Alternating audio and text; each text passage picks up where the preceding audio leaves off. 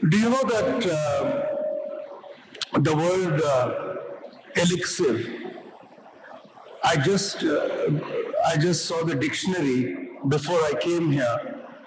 It comes from the Arabic word al-iksir, like algebra. All these words come from Arabic. I'm sure many of you would not know, and it's not your fault. That's how the education system works for us. Did you know that the Renaissance was made possible in Europe because of the Arabs? Did you know that in the ancient Greeks, Plato and Socrates were introduced again to modern or medieval Europe by the Arabs?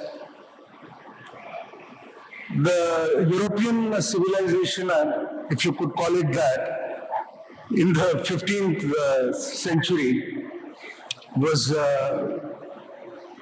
not much to speak about, and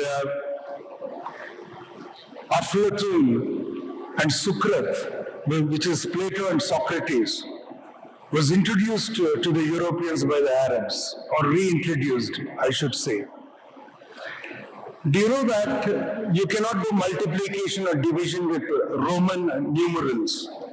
That modern counting, digital technology, modern accounting, everything is possible because of the introduction of the decimal system, because of the introduction of the idea of zero, which the Arabs actually took from India. They're called Arabic numerals, but actually they're Indian. It's the Indian system of counting, and which is how Europe got modern mathematics. So here is a word, al-iksir, meaning the powder to apply on wounds. And idiomatically now it is transformed to this idea of how, the speaker before me said, it is a magical potion to cure things. Why is the word magic important there? See, magic is stuff that you can't explain. I mean, really, that's what it is, because some things happen. You have a great band that is going to play after this series of talks here, or after me, actually.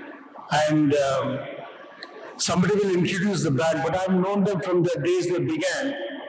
So if you ask them, like I'm a theater person, if you ask us, we rehearse a play, we work on a script, we construct a script, we practice a play, we make a film. We don't know that it will succeed. There is no formula for success, otherwise every film would be successful. They write songs, they work at it. Some things work. You really can't explain it. I'm not trying to be mystical about this, but there is really something mystical. You do the same things, apply the same rigor to it, but something happens that is magic. And we need that in performance, we need that in music, we need that in arts. And if you have some common sense, you'll realize that we need that in life. Because your parents send their children to the best schools. So we spend a lot of money, but there is no magical formula to make children successful.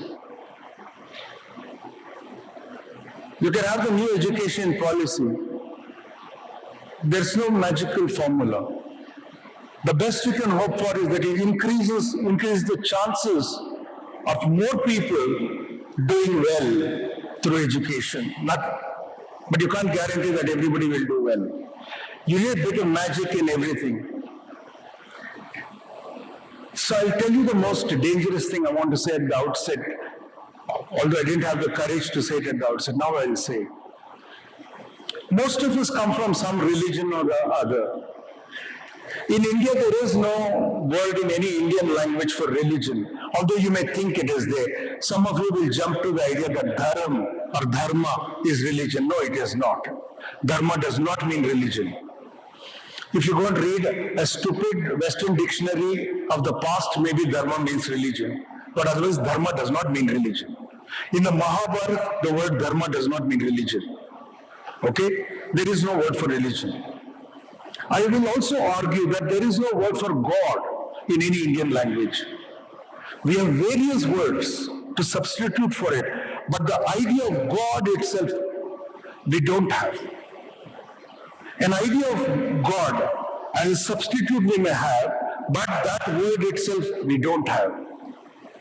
I say this because in any pure philosophical thinking, you cannot begin with the idea that there is a God who created humans, placed them, as we know so far, only on one small dot in the cosmos, on planet Earth. And most religions that follow will say that after this, there is a better place to go to. Remember this.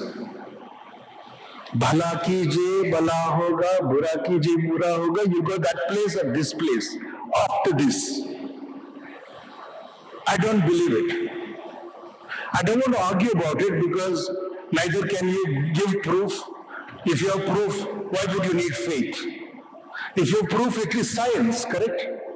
It's because you don't have proof, you have faith. So I will argue only with reason. Faith, you keep yours, I'll keep mine. Okay, so I don't have faith. I don't think there is a better place. In the Rig Veda, there is something known as a Nasadiya Sukta. See, the word Nastika in India means not, I don't believe in God. Do you know? Nastika means, I don't believe in the Vedas. That's what it means. Actually, that's what it means. The Vedas are not a pramana. That means the Vedas actually don't testify to anything. That's what it means. If you're a Nastika. To say, I don't believe in God, you have to say Nirishvara. Nirishvarata, that is, I don't believe in God. That's what atheism means in India. Okay? Nastika does not mean atheist. That word is necessary to explain this Nasadiya Sukta. Nasadiya means, I'm not a Sanskrit expert. You can Google this, that's why I'm telling you. Easy to reach stuff this is. Sat is what is there, what exists, what is materially present. Asat is what is not material, what is not present, what is abstract, what is not there. Now asat means not the not there. It means not the non-existent. Na asat, nasadiya, not the non-existent sutra. What does this mean? You may believe in one God and one religion, and they may believe in one God and one religion. You may kill each other saying your God is superior to their God. Or you can say your God is not at all God. Only my God is God. And because of that, kill the other person. You can do all that. But remember this. There's only one sun, one earth. There is only one element of water. My sweat evaporates into the cloud, moves because of the air. One air is there, enveloping planet Earth. One air moves that cloud. It comes as pure water somewhere else. People can drink it. COVID has taught us how precious breath is. It's my breath that I've taken and given out. It's your breath that I'm taking in, that you have given out. And my breath that I'm giving out, you're taking. One earth, one air, one idea of water, one sun, one planet Earth. That's all we have. So all your multiple gods made a joint venture, and this is a real estate dispute. This quarrel between the religions. Why am I speaking about this when I am speaking about ecology? It's because there is nothing else you have but this. You're made of these 5 elements.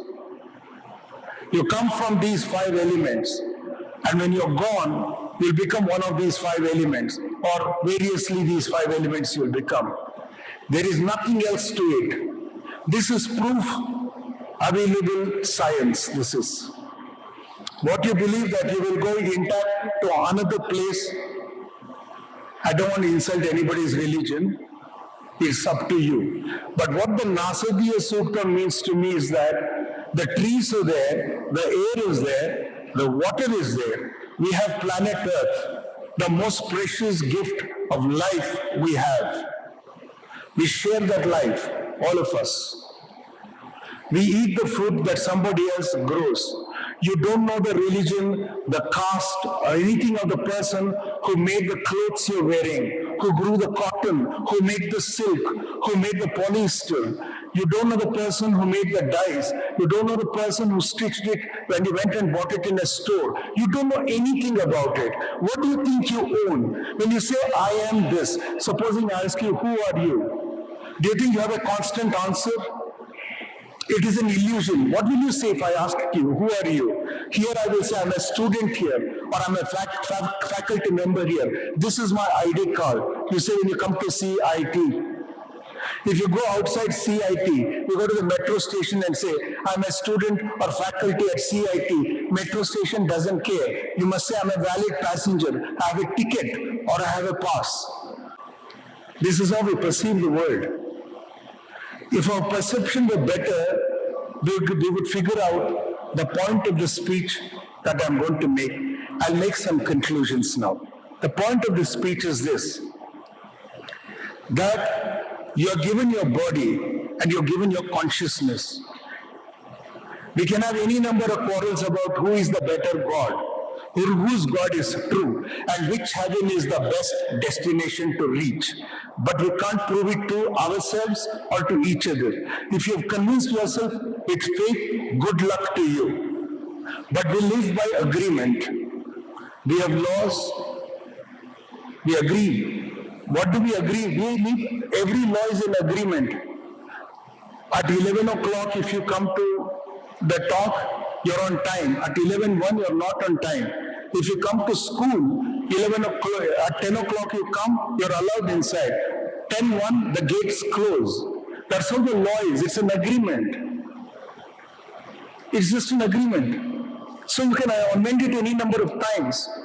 We must agree with each other that we are made of each other. That everything, stone, air, you, me, tree, everything is each other. And humans have become a plague on the planet. We are threatening life on the planet. The only planet, as far as science knows, that has life is this. As far as religion knows, as many religious people are there, they have their own Kailasas. You have noticed, every religious person can create their own Kailasa, right? But we have only this earth. And what we have done is poison this earth. You young people are breathing poisoned air. Now remember, these are from the Jurassic era or even before. Turtles are long-living creatures. They're very hardy. If they will not survive, what about you who will cough if there is rain, if there is temperature, that drops to 3 degrees, you'll get respiratory illness. I'm not feeling well. You get a headache if you listen to a lecture. So fragile you all are. You think you'll survive climate change? Make this agreement that you will look after your trees. It's not to be outsourced. The government of India is not going to fix it. The UN is not going to fix it. You can't clean the dirt we have created. You know what you can do? If you don't do anything for some time, nature will heal itself. There is no waste in the forest. You don't need to do a program to go and clean the forest. The forest is clean. The forest does not generate waste. Everything it does is useful for some other creature. Only humans generate waste. If you want to clean up the environment, stop messing it up. That's all it takes. You don't have to be so greedy. And you should not perhaps be studying humanities. You should be studying life. Putting human at the center was okay if humans had this idea.